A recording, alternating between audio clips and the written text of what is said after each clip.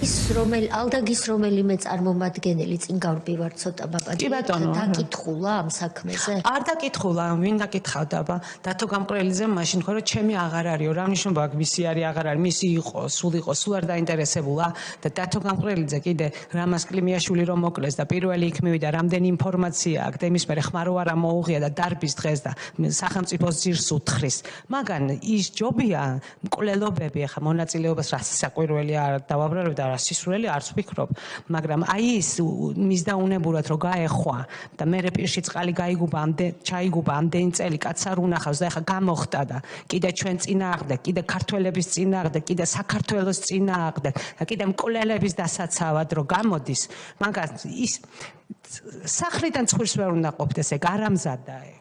შეიძლება არც იყოს საჭირო მისი დაკითხვა, ახლა ისე რომ შევხედოთ, მაგრამ წარმომადგენელი, უსაფრთხოების სამსახური, კამერებზე ვინც ზედამხედველობას არავინ არ დაკითხულობს. მე ყოველ შემთხვევაში არ ვიცი და თუ სადმე ისე რომ მე რაღაცა ფურცლები გამორჩა, არა, თავი შემიძლია დავდო და ნუ რა ვიცი, ახლა გამოძიებას მეტი შეუძლია.